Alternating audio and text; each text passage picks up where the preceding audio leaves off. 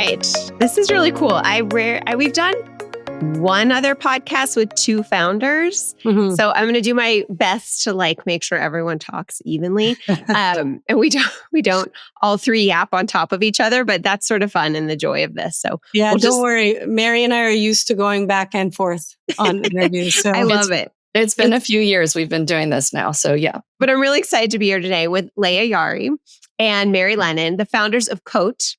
So we'll just talk about clean beauty and starting a company and being co-founders and how it works and how you bounce ideas off of each other and where you are, where you're at, where you're going. Your products are so beautiful and your packaging is beautiful and you guys are beautiful.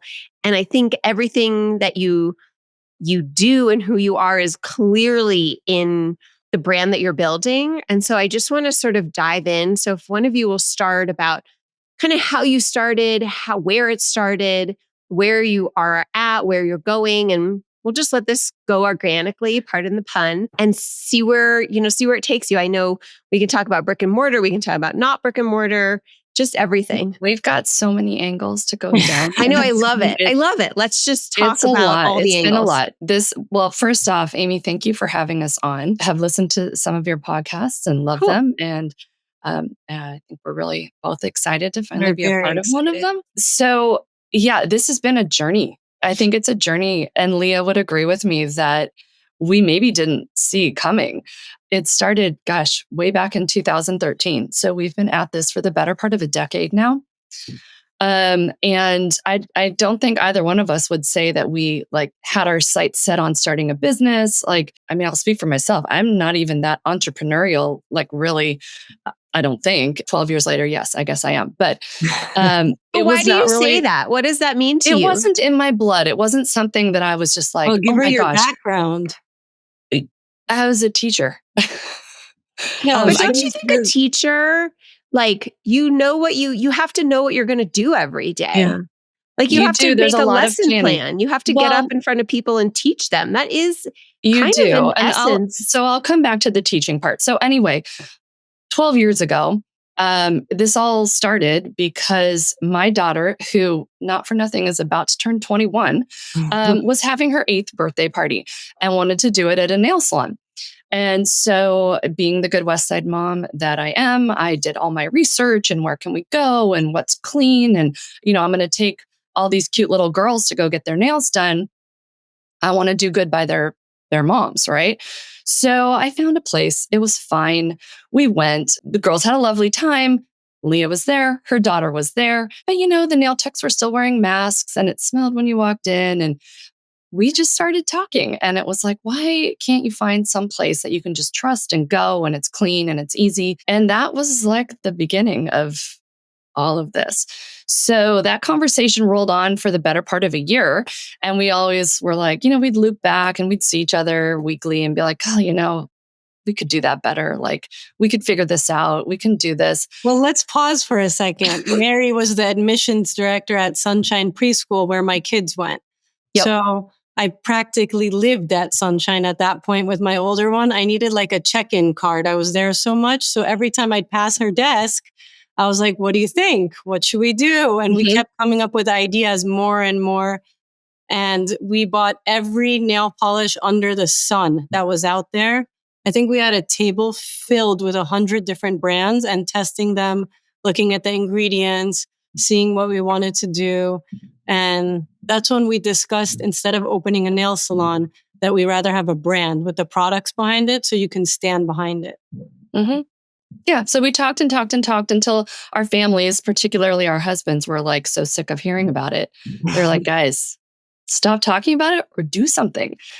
So we're like, oh. And I think that was the push both of us needed. Both of our husbands are entrepreneurs for sure in different arenas, but they both have that gene. And so that was kind of the little push that we needed to get off the ground. And then we kind of didn't look back.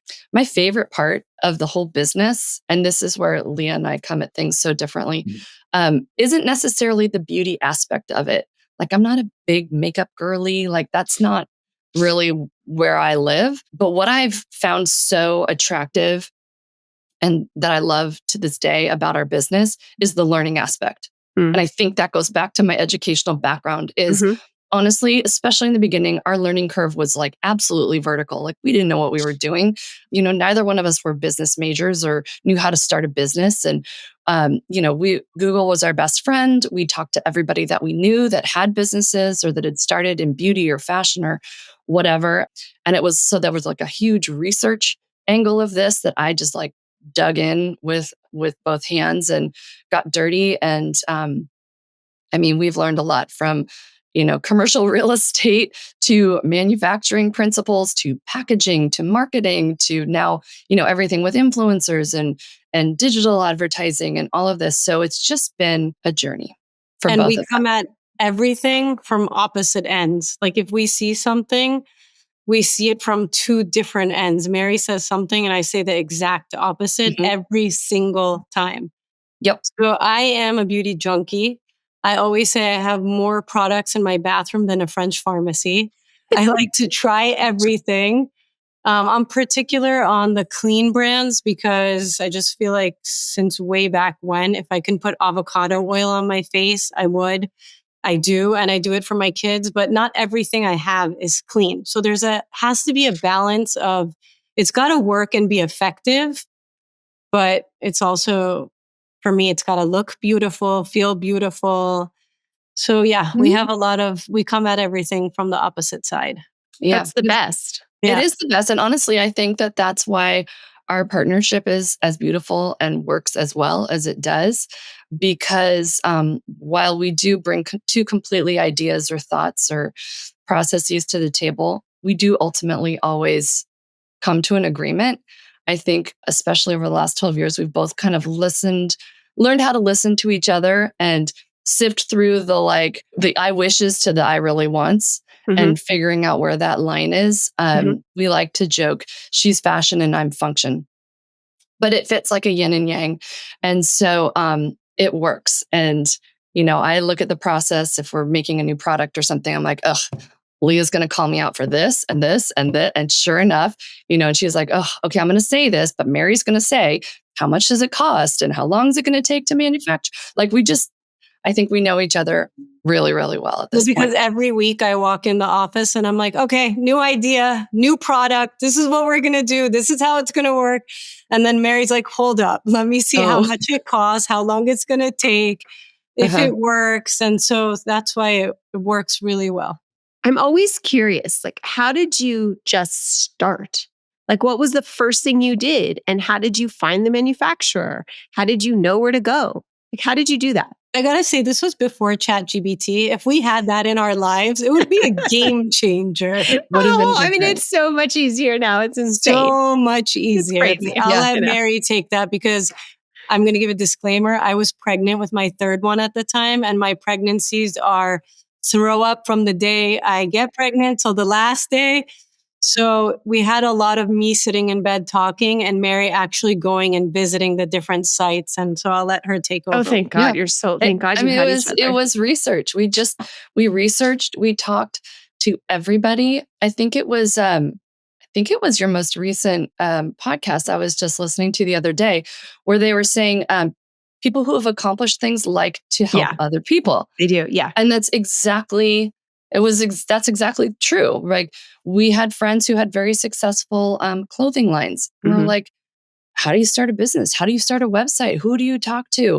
So we got some referrals from good friends of ours. And then obviously nobody we knew was in the nail polish space. So there was a good portion of this that we had to just do on our own. But we researched and we picked up the phone.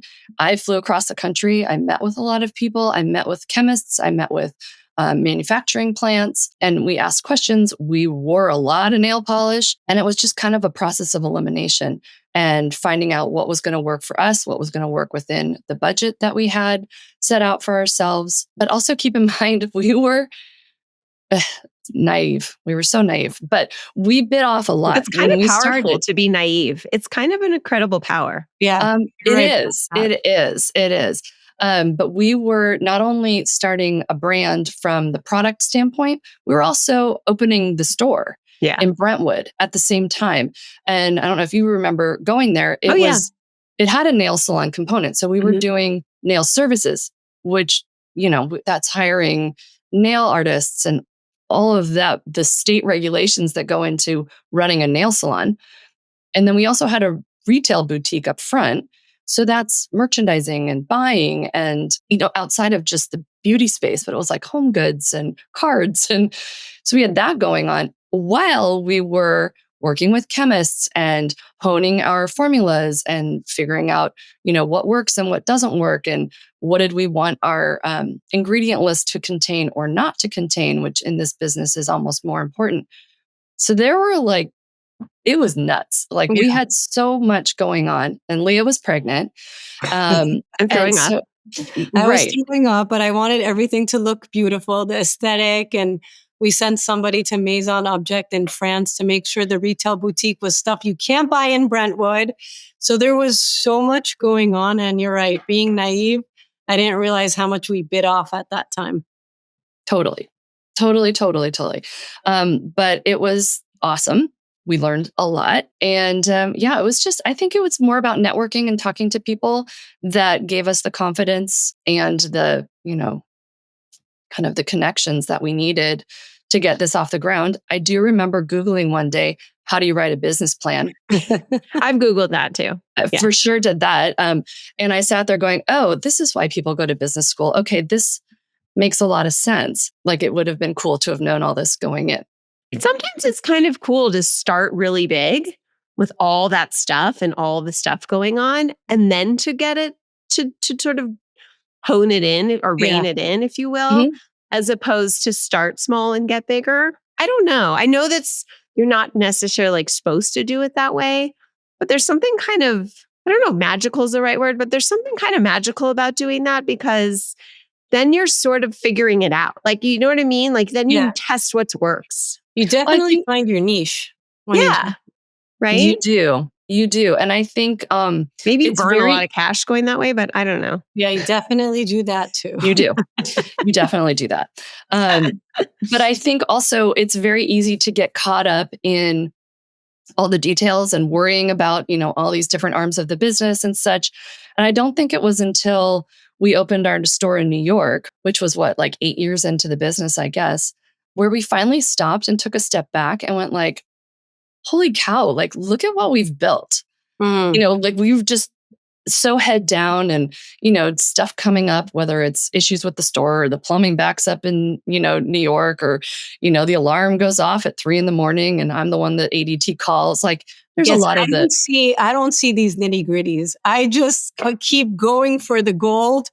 I wanted somewhere in New York because I'm from New York. That was my ultimate dream. So I'm like, we're going to New York. She goes, we're what? I said, no, we have to be in New York. We're a brand. They need to know we're there. And I wouldn't stop. I mean, in retrospect, that was a lot to bite off at that time, but it was a really good learning curve. It was. But I think that's kind of the point. Once we did that, and like Leah said, it was really a kind of a pinnacle moment for her because she really wanted to be in that space. It made a lot of sense for us then as well, because that was back in the day when people were still doing desk sides with editors and magazines and such. And that hub is really based in New York. I think the first time we did our desk sides with our publicist and went around, I was surprised by how many 20-somethings you sit down. They're like, oh my gosh, tell me about your product. I want to get you in the spring edition. And we're like, okay, well, when was the last time you were in California and stuff? And they're like, oh my gosh, I really want to go to California. I've never been. I'm like, what? How have you never been to California? And these sweet little nothings, their world was Manhattan, which is great, but they weren't going to be coming out to kind of experience our world. And that's what we were trying to build when we had the store and we did the brand and we used all of our own products. It was a lifestyle brand from the day it opened. It wasn't a nail salon. It wasn't a nail polish. It was all encompassing. What can be in your beach bag? What can be in your beach house? And that's how you felt when you walked through the door. Right. And now I feel like you've done that with how you package and how you show it. That's me. But you are saying all the right things. But I'm being honest. I think that, and you, even when you see it in social media, I feel like you've been able to translate that, which is the turning point you had to make, right? Yeah, so CÔTE went through our new beauty era, which we launched beginning of October this year. So during COVID, we figured out that we really did have loyal customer base because obviously we had to shut the store. California was shut down. And we saw the orders that we were getting in. It was like astronomical for that time. But we also realized it was enough with the store. The overhead was too much. She's right. They broke those windows, Amy, so many times, those huge windows on San Vicente, that poor Mary would get calls at all hours of the night to come. And then it was becoming so expensive and it wasn't worth it because we couldn't have people in the store. So when that happened, we kind of went online only and we were trying to navigate that world. And then a little bit into that, I was in Costa Rica at a hotel and I saw the brand that they were using at this one hotel. And the third one that works with us, her name is Maribel. She's not here right now, but she had worked for that brand in the past. And so I called her and I'm like, oh my God, this brand is in this hotel. Like, that's insane. And she's like, it's not that brand. They're white labeling that stuff. Does it feel good on your hair? I'm like, come to think of it, my hair kind of feels like straw, but I was so impressed that this brand actually did shampoos and all that stuff. So I took that idea, planted it in my head, came home, and I'm like, Mary, we're going hotel route. We're going to start doing shampoos and conditioners. And I mean, I'll let Mary tell you why that was a little easier for us with our soap. You tell that story better than I would do. You're such a big thinker. Well, listen, she dreams to the stars and back, huge. And I love her I for land it. somewhere in between. Mm-hmm. And then I'm here and I rein her in a little bit. It doesn't get done if Mary doesn't help me do it. I got to say that. I may dream big, but she makes it 100%. But honestly, our best stuff, and to your point, like our packaging, our look, our feel, our branding, that's all Leah. Like, and I can't do it. Like, we both bring totally different. Just don't love it like I do. I don't love it like you do, but I love you for loving it because I need that. So it works. So while we had these stores going and we were doing the nail services, it was very important for us to control the environment because we wanted a safe, clean environment in which to get your nails done. That's why we started the whole business. Part of that was soap. So you had to have an antibacterial soap per the state of California regulations in order to do a safe manicure. So we got in the soap business and we manufactured our own signature scent antibacterial soap. We never sold it. We just made it in big gallon jugs so that we could use it in our services in our stores. That was it. People asked us now and again when they'd come in and get their nails done, like, oh my gosh, I love your soap. It smells so good. Where do I get it? I'm like, oh, come get your nails done. Soap that you put in the tub that you would. Yeah. Exactly. So then when the stores closed, we had gallons and gallons and gallons of soap left. So Leah, I think, came up with this great idea. She's like, let's just bottle it ourselves and give it away as holiday gifts. I'm like, great. Because what are we going to do with all this soap? So we found some cute little amber bottles with some pumps. We bottled our soap. There it is. We bottled up our soap and we gave it to all of our partners and our wholesale partners and our manufacturers and anybody that we've worked with. We're just like, here, happy holidays, have some soap. The response coming back from that, like, blew us away. Did not see this coming. Everybody's like, thank you so much. This is awesome. I'd like to buy a case. We're like, no. We're just trying to get rid of old soap. Like, we don't have that. They're like, why not? It's awesome. I love it. I put this in my guest bath. Everybody talks about it. They ask me where I got it. I want to buy more. I'm almost out. Like, on and on and on. Have to be pretty decent margins depending how much you spend on that bottle. Yeah. Right? So, and then Leah comes and she's like, oh, I was at this hotel and the shampoo and that we can do this better. I'm like, I've heard this from you before. So between the soap reaction and Leah's travels, and we're like, I think maybe it's time. I think the universe is trying to tell us, like, let's move on from nail polish, not ditch nail polish. We obviously still are in that space and are doing a lot with that, but we've now branched off. And so now we have soap, and we have wash and shampoo and conditioner and lotion. I love our lotion. And we've gone into the hotel world now. And now we talk about biting off more than you can chew, right? We're really good at that. So we've still got our old business going on in the background. And now we've got this new arm with hospitality and amenity lines and a new D2C line collection with body and hair. And because we didn't have enough on our plate, we introduced lip. So we've got an amazing peptide lip line now. It's awesome. We're dabbling in color a little bit with that. So we've got lip color, so no rest for the weary. Well, this all makes sense. It's not like you went off and did a T-shirt line. A T-shirt. No, or it's not, it's not like random sunglasses or something. I mean, I guess that would even sort of make sense. But it makes sense. Yeah. I think it does. And I think, obviously we've stayed true to our clean ideals that we wanted from the beginning. We really do our due diligence when it comes to creating new products and testing them and making sure that they're clean, and not just clean by our own FDA standards, but that we've surpassed the EU standards as well, which are a lot more stringent than what we've got going on in the US right now. So I think I'm really proud of what we've done. Again, maybe this is the take a step back moment, because our heads have been spinning with this new launch, and we launched a new website and a new, branding look and everything as well. So, been a lot going on, but I am proud of what we've accomplished. Do you, Mary, ever miss the world of preschool age children? Yes and no. I mean, sweet part of my professional history for sure. And before that, I was a 5th and 6th grade classroom teacher. So, I do miss that. But I will say this scratches the itch just fine. I am still learning. I've learned a lot about, cosmetics manufacturing and hair and body manufacturing in the last year and a half, let's say. Let me answer that question real. She misses the kids. She does not miss the LA parents. That's what it is. Who would? She said it, not me. She said it, not me. It was very sweet. I did enjoy it a lot, but I think I really enjoy what I do now. Yeah.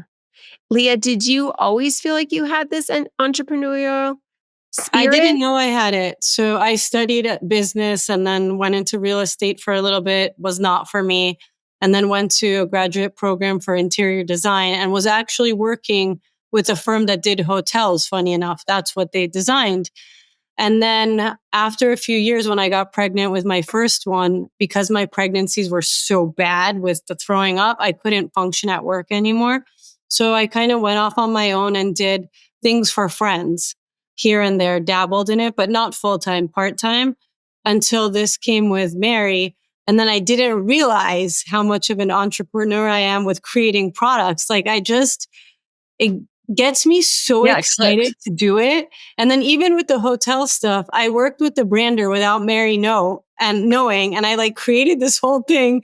And then I came to her, I'm like, what do you think about this? And here are all the slides. And because I wanted her to see behind just my words, I had physical proof of what I wanted to do. She put together a good presentation. Yeah, I'm good at presentations. You Cover your ears, Mary. And now I'm into this body oil that I'm creating. So we're working with the chemist and the lab to make it like a nighttime body oil. So I'm trying to get it perfect before I present it to her. And then she can fix the costs and the weights and measures and the stuff she does best. That's awesome. What a great partnership. I mean, I've said that a few times now. It's so great. Fun. Definitely. It's so great. It is fun. Honestly, I couldn't do this without Leah. And I think she'd probably say the same. 100%. It works. We don't agree on much together, but somehow it works. We don't. The woman that I work with the foundation, we've been friends since we were 4 and 5 years old, actually. And we've been together now. She's worked with me for, I don't even know. I don't honestly know, 15, 17 years or something. And she's a lifelong friend, obviously. And we're very similar. We kind of look like sisters and people think we are, but we're temperamentally very different. And half the time I feel like, I mean, I guess technically I'm her boss, but half the time I feel like I'm asking her permission. And then half the time she's asking my permission. And it's just this incredible balance. Yeah. There's just no way we would be able to do the things we do without each other. It's just it's so wonderful. And Yeah. it's just great. I It's don't know awesome. how people do things alone.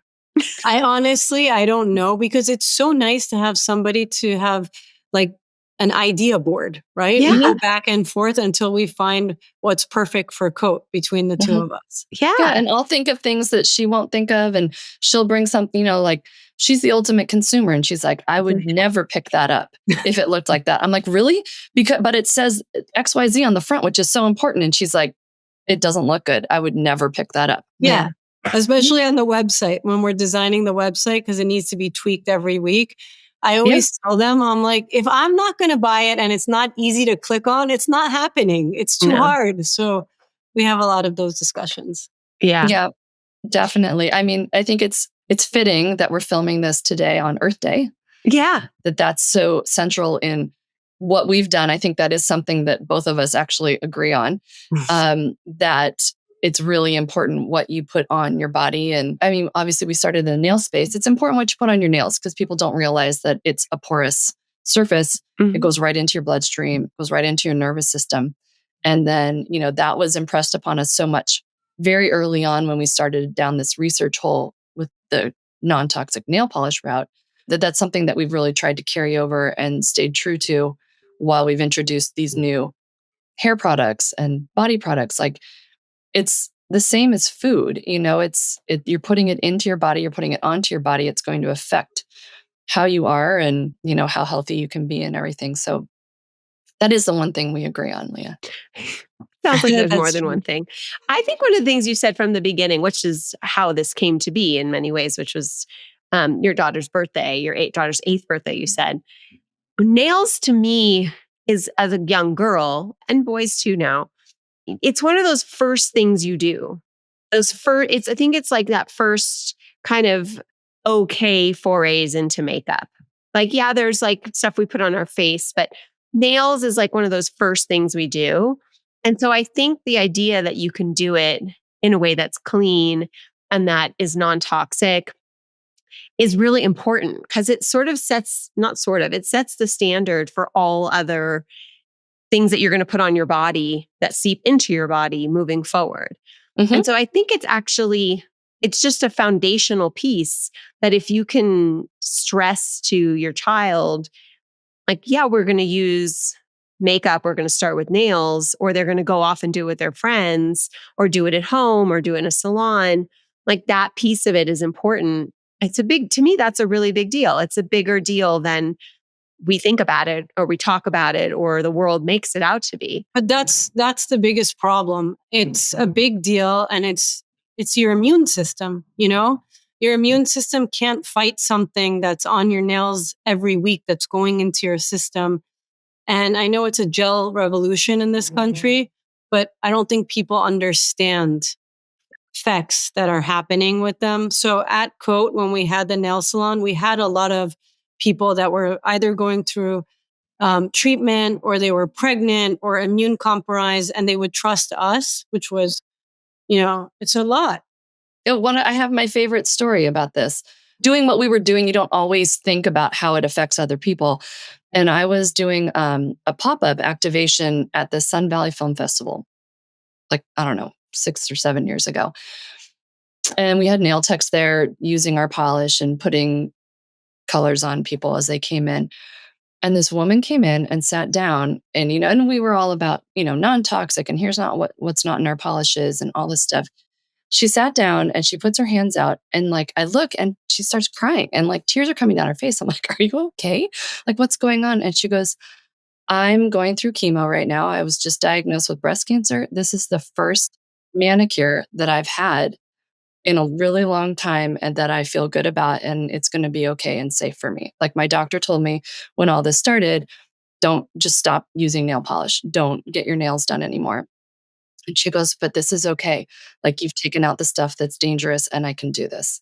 I was like, like, it's just nail polish, but like, it was so profound to her. It was something that she really had enjoyed doing in her life, went through this, awful health situation, and that part was taken away. And it was just kind of like a little luxury, like a little piece of normalcy that she was getting back. And I don't know, just kind of like hit me. I was like, oh my gosh, like, I don't feel like we're saving lives out there, but we were making a difference in somebody's life for that moment. Like, I don't know, that was a very cool, like, wow, okay, doing what we're doing. No, it means a lot, 100%. My mom was getting my mom was, had ovarian cancer for 5 years and passed away. And she had a pedicure. And this was obviously, in the 90s where none of this existed. And she got an infection from a pedicure. And who knows, it could have been the standards were different and across the board. Mm-hmm. And she was very vain. And she was so pissed because it turned into a whole thing. And yeah, it's very dangerous. Oh yeah. And her doctor was like, well, you're done getting pedicures. And she was so upset. She's like, I'm not going to not have pedicures. Like it's one little thing that like makes me happy. Yeah. I want to have a manicure and pedicure. And she was religious about it. And I remember saying to her mom, like, it's okay, give it up. Like if this is like a repercussion from something happening. And she's like, you don't understand. I get so little to do to make me feel good. And obviously as I've grown older, I understand now how she was feeling. Because I knew she had so little that she could like do to make herself feel beautiful. But so I get that woman's where she was coming from, and being able to give that to her is a huge deal. And being able to teach young girls and boys that they can do things safely and that there's options. And well, that's the truth. And I think so. Leah and I, between the two of us, have 3 daughters. Yeah. And who have quite literally grown up with our business. And it is, I think, rewarding to watch them, pick something up, a bottle of nail polish, and look at the label. I never did that. Yeah. I never did that growing up. Like somebody could have handed me, the $2 drugstore nail polish of and like, awesome color. Yeah. And just put it on. But these girls, and I like to think maybe it has something to do with us, Lee, but maybe it's just the world also that they're growing up in. But they look at what's in something or what's not in something. Their generation is much more savvy. I mean, even the young moms in their 20s and early 30s, they're calling me that they're looking on the Yuka app and EWG and Credo, and they're looking. People are way more aware than we were back then. And hopefully, even if they're making a bad choice, they're doing it consciously. Exactly. Right. Like even if you're making a bad choice, like you're making a bad choice. And so still make that bad choice, but know you're doing it.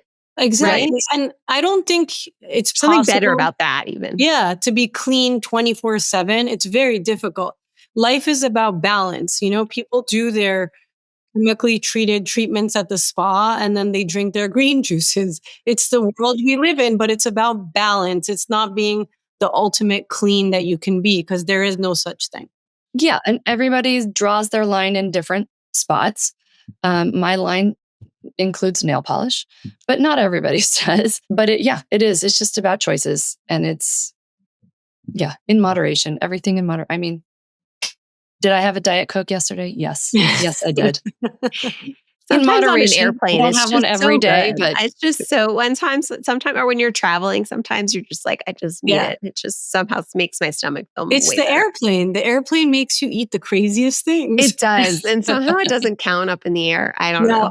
Time stops. It does. Somehow it really does. The brand now includes a lot more things. Mm-hmm. So what's like beyond, like, I don't even want to say what's next because I feel like what's next is already in the pipeline.